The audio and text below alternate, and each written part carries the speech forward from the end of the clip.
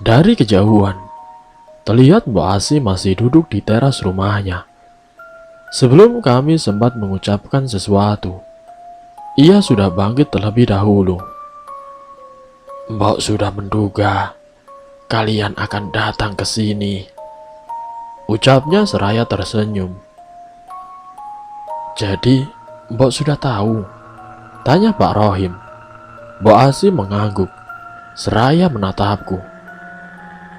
Ternyata dia masih ada di sana. Dia siapa, Mbok? Tanya Mas Kai. Dahlia, wanita berkebaya kuning yang kamu lihat. Dahlia, bisa dibilang ia adalah wanita tercantik pada kala itu, ucap Mbok Asi. Kecantikan yang seharusnya membawa keberuntungan malah menjadi petaka. Imbuhnya lalu mulai bercerita.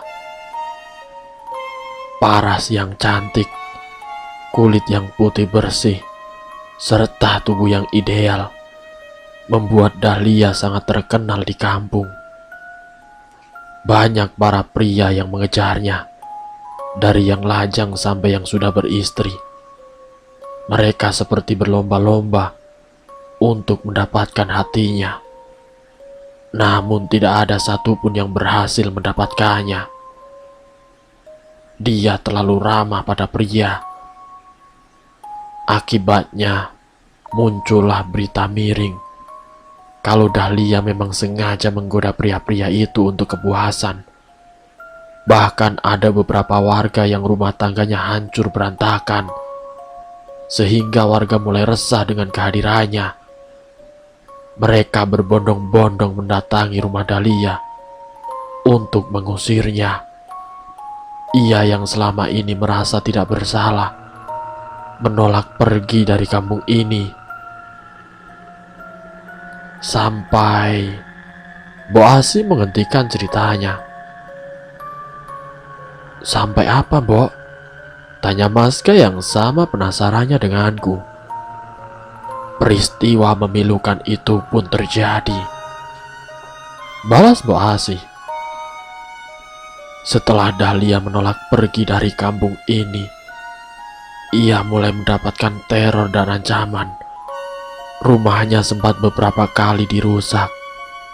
Ia pun pernah dilempari batu saat berjalan keluar rumah. Namun ia bersikeras untuk tetap tinggal di sini. Akhirnya pada suatu malam, warga mendatangi rumah Dahlia. Mereka menjemputnya secara paksa, lalu diseret layaknya binatang. Orang tua Dahlia tidak bisa berbuat apa-apa, hanya bisa memohon agar anaknya dilepaskan. Namun mereka tidak mendengarnya, malah membawa Dahlia ke dalam hutan. Beberapa hari berlalu, tidak ada kabar tentang keberadaan Dahlia. Semua perangkat desa pun memilih bungkam saat ditanya oleh orang tuanya. Hingga akhirnya tubuhnya ditemukan mengambang di rawa-rawa. Mbok Asi menarik nafas panjang, kemudian menyeruput kopi yang dari tadi ada di atas meja. Kalian tahu di mana letak rawa-rawa itu? Sambungnya. Aku dan Mas Kai kompak menggelengkan kepala. Letaknya tidak jauh dari rumah ini. Aku melirik Mas Kai. Ia seperti sedang memikirkan sesuatu. Perasaan saya tidak pernah melihat ada rawa-rawa di sekitar sini, tanyanya. Memang tidak ada, Kai. Soalnya sudah berubah menjadi perkebunan kelapa sawit dan rumah tempat kamu tinggal sekarang, balas Pak Rohim. Dek, seketika itu jantungku berdebar kencang. Aku kembali melirik Mas Kai, tapi ia tampak begitu tenang. Apa Mbok tahu alasan dia meneror istri saya tadi malam? Tanya Mas Kai. Itu berhubungan dengan kematiannya. Balas Mbok Asi. Kami baru saja pindah. Kami tidak tahu apa-apa. Apalagi dengan kematiannya, sahut Mas Kai. Memang kalian tidak ada hubungannya.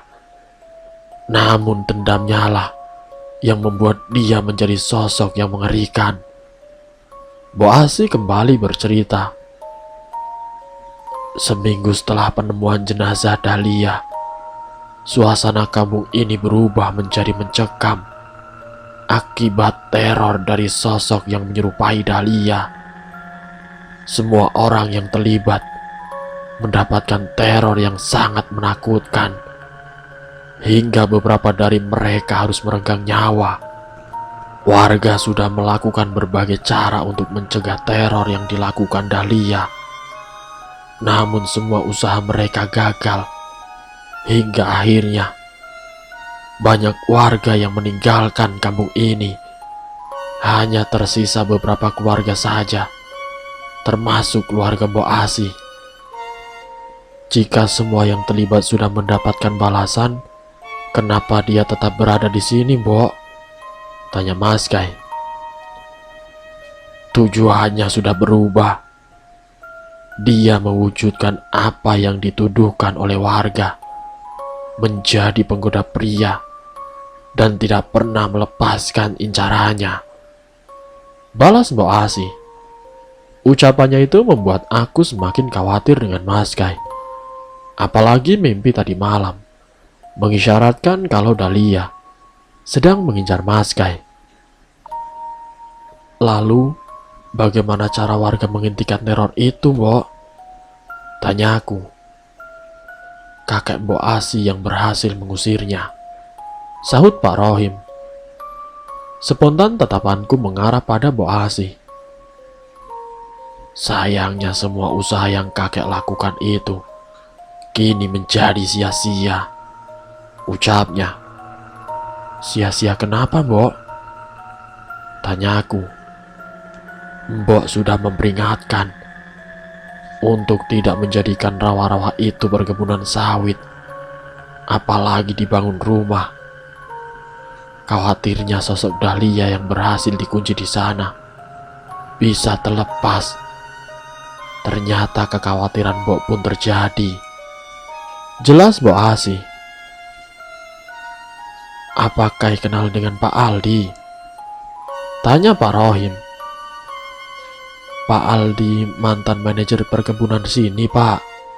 Balas Mas Kai. Iya, dia yang pertama kali menempati rumah dinas itu 3 tahun yang lalu. Saya hanya tahu sedikit ceritanya saja, Pak. Katanya sudah meninggal karena sakit parah. Ya, itu semua ulah Dahlia. Tidak hanya Pak Aldi saja yang dibuat sakit, anak dan istrinya pun begitu. Beruntung anak dan istrinya bisa selamat. Benar, dia sudah sangat berubah dari terakhir kali Mbok melihatnya 70 tahun yang lalu. Sambung Mbok Asi. Auranya jauh lebih negatif dan berbahaya. Pakaiannya yang dulu berwarna putih telah berubah menjadi kuning kemerahan. Entah apa yang dia lakukan selama ini hingga menjelma menjadi sesosok mengerikan seperti itu. Jelas Mbok Asi. Kami di sini menyebutnya kuntilanak kuning, sahut Pak Rohim. Kuntilanak kuning? Ucapku. Ini kali pertamaku mendengar nama itu. Sejauh ini kukira kuntilanak itu hantu wanita berbaju putih. Dalam dunia kuntilanak, warna pakaian menandakan umur mereka. Warna pakaian putih biasanya untuk kuntilanak baru dan yang berusia muda. Semakin bertambah umur, warna pakaian mereka pun berubah. Ada yang menjadi kuning, hijau, biru, merah, dan hitam. Setiap warna memiliki sifat yang berbeda. Yang jelas mereka semua sangat negatif dan juga berbahaya. Dapat mencelakai dan menggoda manusia dengan mudah. Jelas, Mbok Asih. Apakah ada cara untuk mengusirnya, Mbok? Tanya Mas Kai. Sulit, Nak Kai. Mbok pernah mencobanya, tapi tidak bisa. Dia terlalu kuat. Jika Nak Kai dan Safira ingin tetap tinggal di sana, sebaiknya mencari orang yang tepat untuk mengusirnya. Soalnya selama dia masih ada di sana, bisa membahayakan Nak Kai dan juga Safira. Apalagi Nak Safira sedang mengandung. Itu menjadi daya tarik bangsa kuntilanak. Baik, Mbok. Nanti saya usahakan mencari orang yang bisa mengusirnya, balas Mas Kai. Sekarang saya pamit dulu, Mbok. Mau ke kantor. Mbok Asih pun bangkit. Jangan pergi dulu, Nak. Tunggu di sini, ucapnya lalu masuk ke dalam rumah. Beberapa saat kemudian, ia keluar sambil membawakan kantung plastik berwarna hitam. Bawa ini, pintanya, sembari menyerahkannya pada Mas Kai. Ini apa, Mbok? Tanya Mas Kai kebingungan. Ini garam kasar. Kamu harus menabur garam itu ke sekeliling rumahmu. Itu akan mencegah dia masuk ke dalam rumah. Jelas, Mbok Asih. Terima kasih, Mbok. Satu lagi. Mbok Asih mengeluarkan sesuatu dari kantong bajunya. Sebuah lonceng kecil berwarna kuning keemasan. Pasang lonceng ini di pintu kamar, perintahnya, sembari menyerahkan padaku. Ini untuk apa, Mbok? Tanyaku keheranan. Jika dia ada di dalam rumah, maka lonceng itu akan berbunyi. Kalian harus tetap berada di kamar. Apapun yang terjadi, jangan keluar. Baik, Mbok. Balasku sembari menatap lonceng di genggaman. Celing! Lonceng berbunyi. Padahal aku sama sekali tidak mengerahkannya. Dia ada di sini, ucap Mbok Asih, sembari mengedarkan pandangan. Mbok Asih menatap tajam ke arah jalan setapak di antara deretan pohon sawit. Jalan menuju tempat tinggalku. Apa dia ada di sana, Mbok? Tanya Mas Kai. Mbok Asih mengangguk. Sekarang dia sudah pergi. Kumasukkan lonceng itu ke dalam tas kecil yang kubawa. Kemudian pamit bersama Pak Rohim. Jangan lupa tabur garam itu sebelum malam, perintah Mbok Asih sebelum kami meninggalkan rumahnya. Iya, Mbok, balas Mas Kai. Pak Rohim mengajakku dan juga Mas Kai sarapan di warung di dekat rumahnya. Warung soto ayam yang sudah ramai pengunjung. Pak Kai, panggil seorang pria sembari berlari ke arah kami. Siapa, Mas? Tanyaku dengan pelan. Ini Pak Baim, mandor kebun. Umurnya lebih tua, tapi kenapa manggil Bapak? Umurnya memang lebih tua, sayang. Tapi jabatan Mas kan lebih tinggi. Mas sudah pernah bilang panggil nama saja. Tapi katanya itu kurang sopan. Oh, begitu. Pak Kai mau sarapan juga? Tanya Pak Baim. Iya nih, Pak. Ini istrinya ya, Pak? Iya, panggil saja Bu Fira, balas Mas Kai sambil tersenyum kecil. Spontan aku mendaratkan cubitan ke perutnya. Pagi Bu Fira, saya Baim, mandor di perkebunan ini. Pagi Pak Baim, balasku. Ini pengalaman pertamaku, dipanggil ibu oleh yang lebih tua. Rasanya canggung sekali. Kai, sini duduk. Panggil Pak Rohim yang sudah mendapatkan tempat duduk. Dari tadi aku hanya menyimak percakapan mereka bertiga. Tidak begitu paham dengan apa yang mereka obrolkan. Soalnya berhubungan dengan perkebunan sawit. Setelah ini mau kemana lagi, Kai? Tanya Pak Rohim selesai sarapan. Rencananya mau ke kantor, Pak. Soalnya Safira belum pernah ke sana. Balas Mas Kai. Jalan kaki. Imbu Pak Rohim. Iya, Pak. Sebaiknya saya antar saja, Pak. Aduh, jadi merepotkan. Balasku. Tidak apa-apa, Bu. Lagian jarak dari sini ke kantor kan lumayan jauh. Takutnya nanti ibu kecapean. Ya sudah, boleh deh, Pak. Sahut Mas Kai. Ya sudah, saya ambil mobil sebentar ya. Pak Baim pergi ke rumahnya. Mas, aku menyenggol tubuh Mas Kai. Sepertinya ia lupa tujuannya datang ke sini. Mas Kai menoleh, lalu tersenyum. Ya, sebentar lagi kita ke kantor. Bukan itu, Mas. Apa, sayang? Pengajian. Balasku dengan pelan. Oh iya. Ada apa, Kai? Tanya Pak Rohim. Begini, Pak. Saya mau mengundang Bapak sama warga di sini untuk acara pengajian di rumah. Kapan acaranya? Lusa, Pak. Semoga saja setelah pengajian kondisi rumahnya jadi lebih nyaman. Oh, insya Allah saya akan datang. Nanti saya juga beritahu warga sini. Makasih ya, Pak.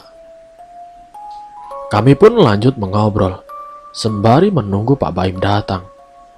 Tidak berselang lama, terlihat sebuah mobil hitam sudah terparkir di depan warung. Ayo, Pak, ucap Pak Baim sembari membuka kaca jendela. Pak, saya ke kantor dulu ya. Kami pun pamit sembari menyerahkan uang untuk membayar sarapan. Lalu bergegas masuk ke dalam mobil. Mas Kai duduk di kursi depan, sementara aku di belakang. Mobil pun melaju menyusuri jalan desa. Mobilnya masih belum selesai diperbaiki, Pak. Tanya Pak Baim. Iya, Pak. Mobilnya masih di bengkel. Maklumlah, namanya juga turun mesin. Balas Mas Kai. Makanya, Pak, lain kali mobil begitu jangan sering dibawa ke lapangan. Tahu sendiri medan di lapangan kayak gimana. Terus motornya kemana, Pak? Ada di kantor. Loh, kok disimpan di kantor? Iya, kemarin malam kehabisan bensin. Wah, keterlaluan. Masa di kantor tidak ada yang ngasih bensin, Pak?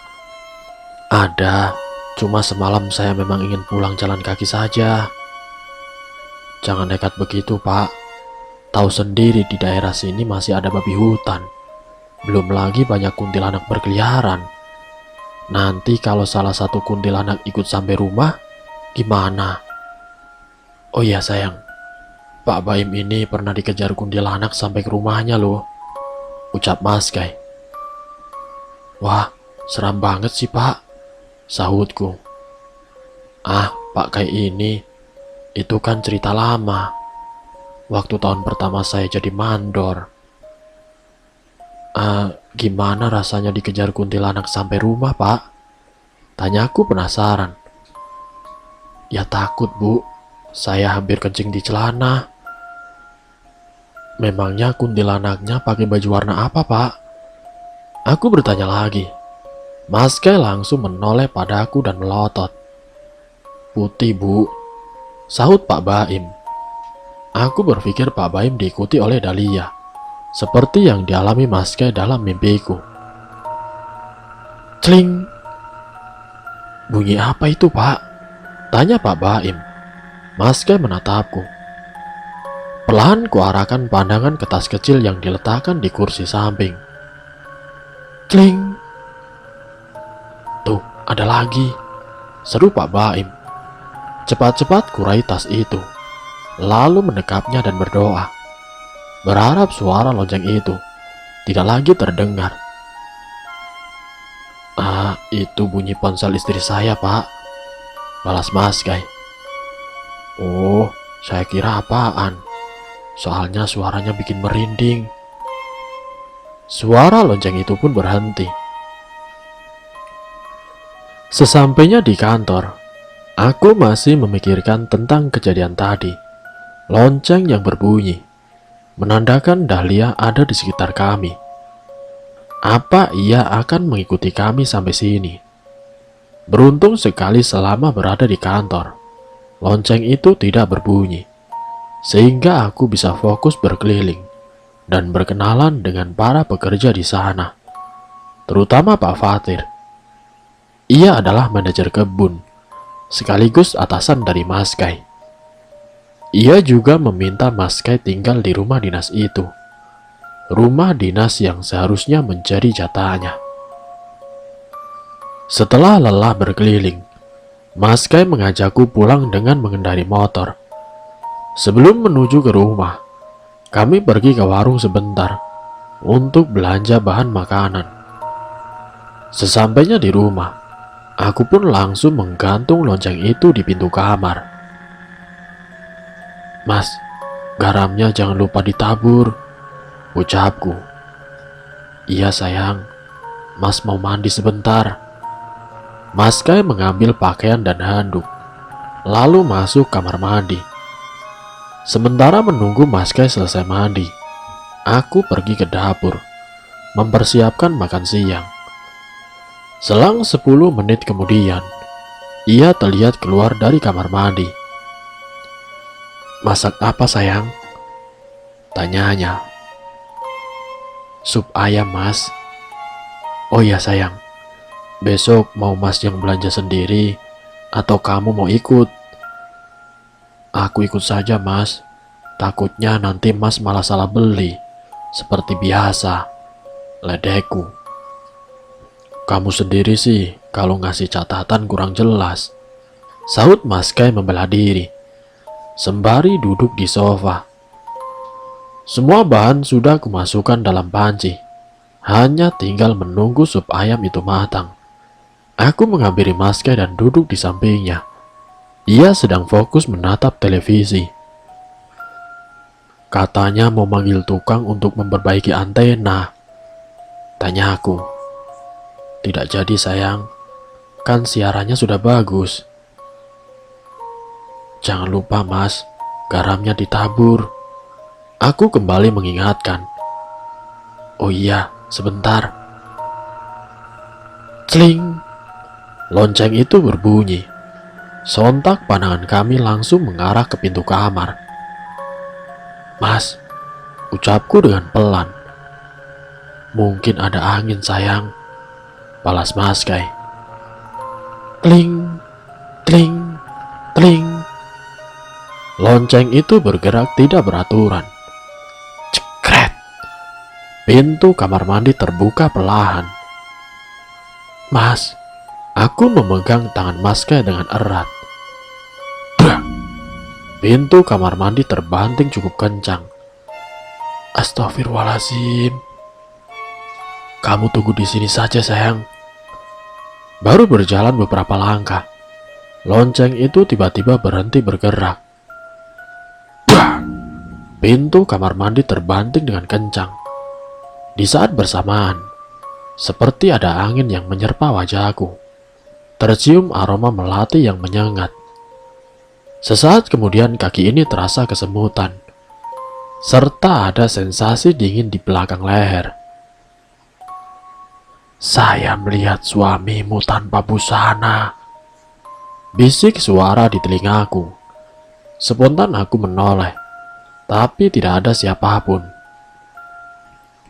"Mas," aku bangkit dan memeluk Mas Kai. "Ada apa sayang?" "Tadi aku dengar ada yang berbisik Mas." "Siapa?" "Tidak tahu Mas, tapi suaranya seperti wanita." "Pasti Dahlia." "Mas, Sebaiknya cepat tabur garam itu, biar dia tidak bisa masuk ke dalam rumah. Jujur sayang, Mas tidak begitu percaya dengan hal-hal semacam itu. Iya Mas, aku juga. Tapi kamu lihat sendiri kan, lonceng itu berbunyi dengan sendirinya. Ya, kamu tunggu di sini. Mas Kai berjalan ke ruang tamu, mengambil kantong kresek hitam yang kuletakkan dekat pintu. Bergegas aku pergi ke dapur, mematikan kompor lalu pergi ke teras. Serak! Rumput di halaman bergerak. Sontak aku melihat ke arah sana. Serak! Serak! Ada sesuatu yang bergerak di dalam rerumputan. Mas, panggilku. Serak! Serak! Serak! Suara itu bergerak dengan cepat ke arah aku. Spontan aku melangkah mundur. Mas, aku berteriak. Iya sayang, saut Maska dari belakang rumah. Seekor tikus berukuran besar tiba-tiba keluar dari rerumputan, melompat ke arah aku. Sontak aku berteriak dan berlari ke dalam rumah. Kututup pintu dengan kencang. Terdengar suara langkah kaki dari samping rumah. Vira, Vira, teriak Maska dari luar rumah. Mas, sahutku berdiri di balik pintu. Kenapa kamu berteriak? Ada tikus di teras, Mas. Tidak ada, sayang. Aku membuka pintu perlahan, lalu mengamati setiap sudut teras. Iya, tikus itu sudah tidak ada. Tadi ada tikus besar sekali, Mas. Mas Kai terkekeh. Mana ada tikus gede di kebun sawit, sayang. Aku tidak bohong, Mas. Tikusnya besar, sebesar kucing. Biasanya tikus di kebun itu kecil-kecil. Aneh kalau ada tikus ukuran besar. Mungkin itu tikus jadi-jadian, Mas. Ah, kamu ada-ada saja. Mas Kai berjalan ke samping rumah.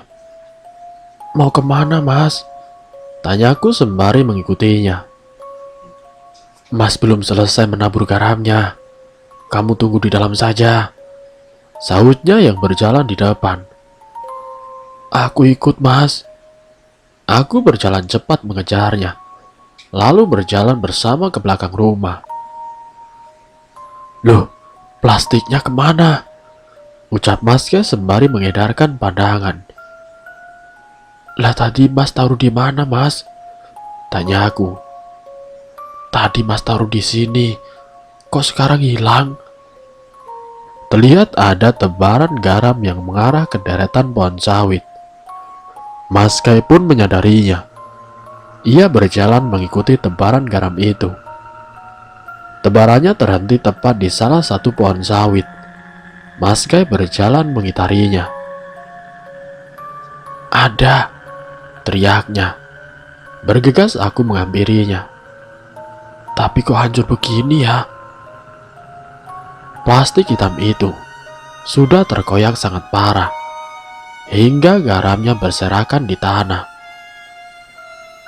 Mungkin itu ulah tikus tadi, Mas, ucapku. Mana ada tikus makan garam, sayang? Apa mungkin babi hutan, Mas? Apalagi itu, rasanya tidak mungkin. Soalnya bentuk koyaknya seperti dicakar kucing berkali-kali. Memang di sini ada kucing. Sepengetahuan Mas tidak ada. Jadi, menurut Mas ini ulah siapa? Siapa lagi kalau bukan Dahlia? Dia pasti tidak suka dengan rencana ini. Terus bagaimana, Mas? Garamnya sudah tumpah semua. Mas Kai terdiam sebentar, lalu membuka bajunya. Kenapa buka baju, Mas? Tanya aku terkejut, sekaligus keheranan. Ini buat wadah garamnya, sayang. Oh, Mas Kai mulai mengumpulkan garam yang berserakan di tanah. Semoga saja cukup, ucapnya. Dikit-dikit saja, Mas. Yang penting sekeliling rumah ditaburi garam. Iya, sayang. Ia bangkit lalu melanjutkan menabur garam. Sementara aku berjalan di belakangnya. Jangan sampai kurang, Mas, ucapku. Iya, semoga saja tidak kurang. Bagian belakang rumah sudah. Sekarang tinggal bagian terakhir, samping kanan. Tapi sepertinya tidak cukup. Aku melihat sisa garam di bajunya. Hanya tersisa sedikit. Sedikit saja, Mas. Yang penting sampai ujung. Kurang beberapa langkah sampai di ujung. Sudah tidak ada garam yang tersisa. Bagaimana ini, sayang? Tanya Mas Kai. Mas, kibas-kibas saja bajunya. Biar garam yang menempel berjatuhan. Aku memberi usul. Ide bagus.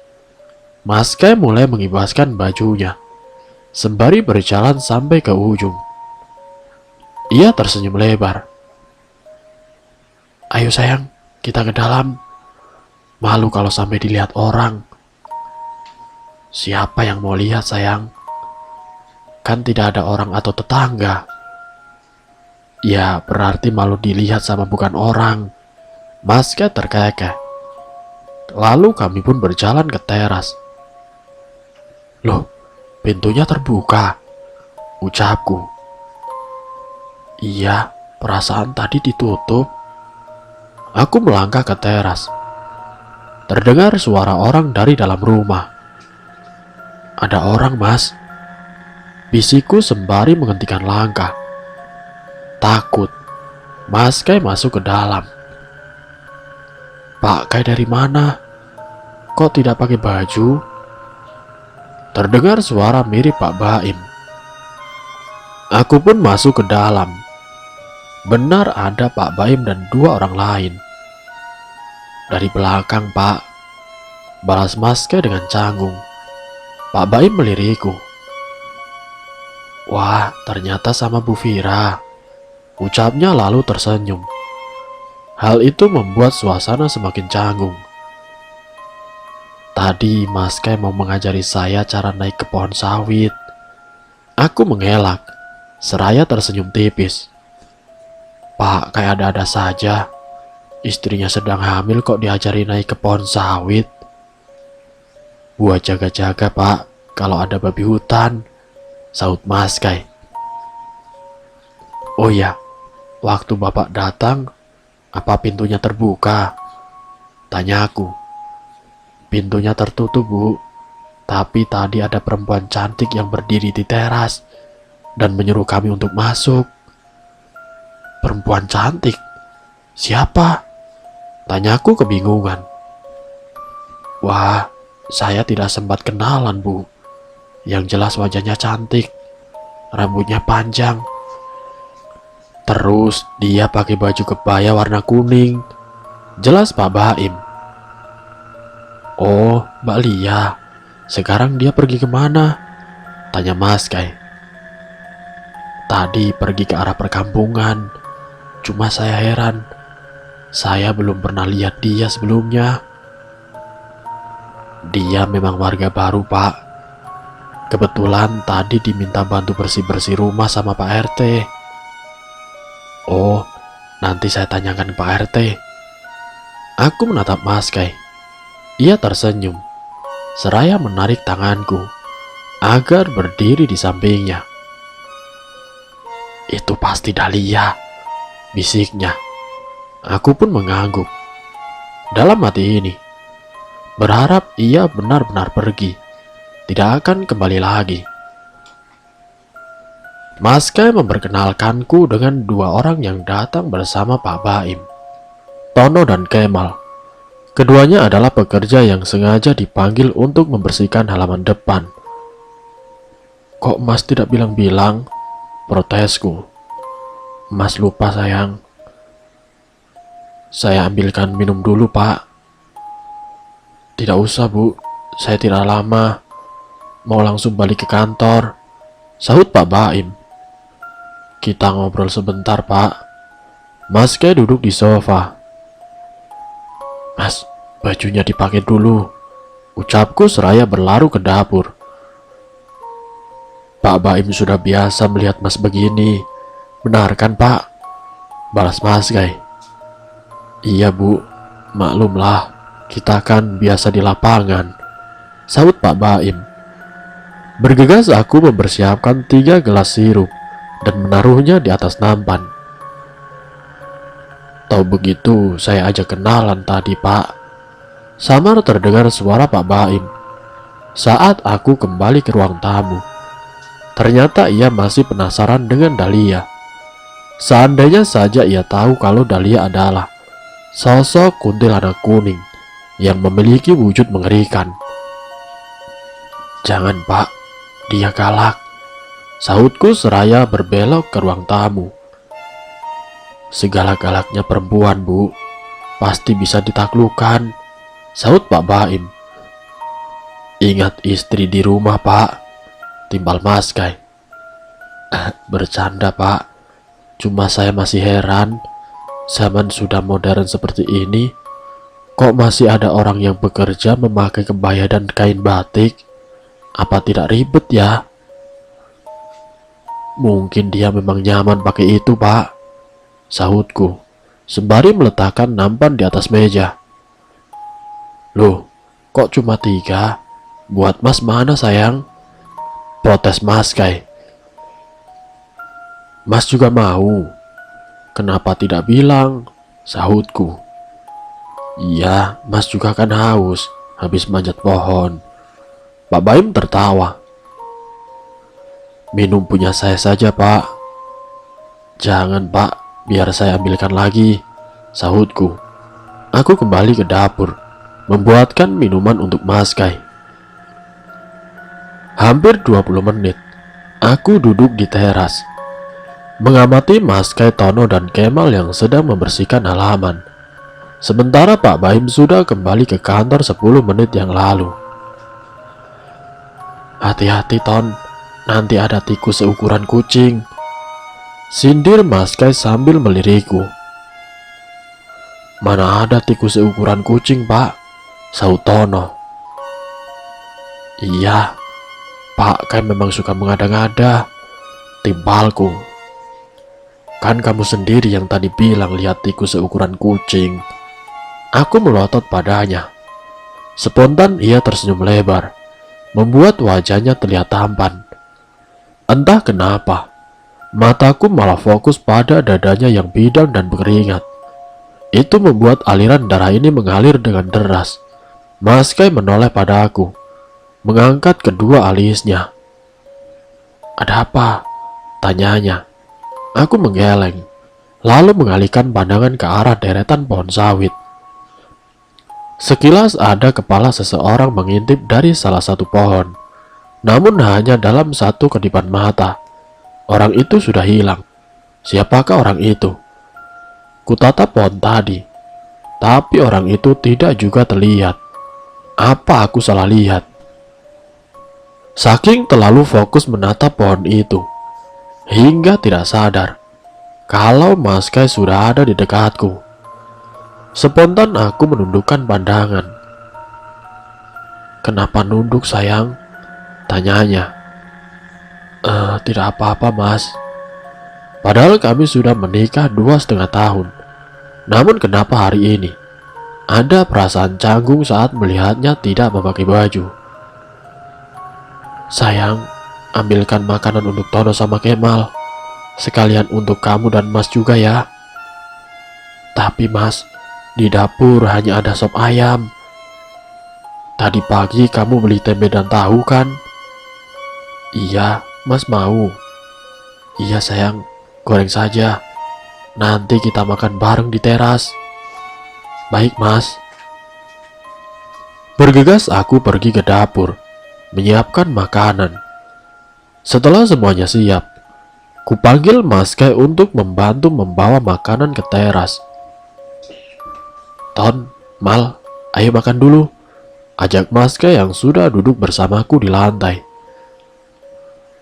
Tono dan Kemal meletakkan arit besar di dekat tumpukan rumput, lalu bergabung denganku dan Mas Kai, duduk di lantai teras. Memangnya perusahaan ini tidak punya pemotong rumput mesin, Mas? Tanyaku pada Mas Kai yang sedang memakan tahu. Ada, sahutnya sambil mengunyah. Kok Tono sama Kemal disuruh pakai yang manual? Mas Kai menoleh pada kedua anak buahnya, sembari beberapa kali mengangkat alis. Tandanya ia ingin agar anak buahnya yang menjawab. Sebenarnya Pak Kai sudah meminta saya bawa pemotong mesin, Bu. Tapi tidak jadi, balas Tono. Loh, kenapa? Tanyaku. Soalnya mereka kesini jalan kaki, sayang. Kasihan kalau harus menenteng mesin dari kantor. Lagian halaman rumah ini tidak begitu besar. Sebentar juga selesai, jelas Mas Kai. Selesai makan, aku langsung mencuci piring di dapur. Tiba-tiba punggung ini terasa kaku dan pegal, diikuti bulu kuduk yang meremang. Aku celingak-celinguk, takut Dahlia tiba-tiba akan muncul. Aku bersenandung dengan pelan untuk memecah keningan dan mengalihkan perhatian agar tidak takut. Terdengar suara langkah kaki mendekat. Spontan aku menoleh. Ternyata itu adalah Mas Kai. Sejak kapan kamu bisa nyinden, sayang? Tanya Mas Kai. Siapa yang nyinden, Mas? Aku berbalik bertanya. Bingung. Tadi kamu nyinden kan? Aku. Dari tadi aku nyanyi lagu barat kesukaanku kok. Mas bisa membedakan mana lagu barat dan lagu sinden, sayang. Tadi suara kamu seperti sinden profesional. Mas sampai terhanyut dengarnya. Ah, Mas bisa saja. Aku mulai curiga kalau suara yang Mas Kai dengar adalah suara Dahlia. Jangan-jangan itu suara Dahlia, Mas. Aku menebak. Ah, jelas sekali itu suara kamu, sayang. Lagian dia kan sudah tidak bisa masuk ke sini. Tapi Mas, aduh. Tiba-tiba kepalaku pusing sekali, goyah. Beruntung Mas Kai dengan cepat menahan tubuhku. Kamu kenapa, sayang? Tanyanya penuh kekhawatiran. Aduh, kepalaku sakit sekali, Mas. Balasku sambil memegang kepala. Ayo kita ke dokter, sayang. Sekarang. Aku menggeleng pelan. Tidak usah, Mas. Aku mau istirahat saja di kamar. Ya sudah. Mas Kai mengantarku ke kamar. Aku berbaring. Biasanya tidur sebentar saja juga sudah hilang sakitnya, Mas. Ucapku meyakinkan. Kamu yakin, sayang? Iya. Kamu temani Tono dan Kemal saja. Tapi kalau ada apa-apa panggil Mas ya. Ucapnya sebelum keluar kamar. Aku memejamkan mata. Vira, Safira.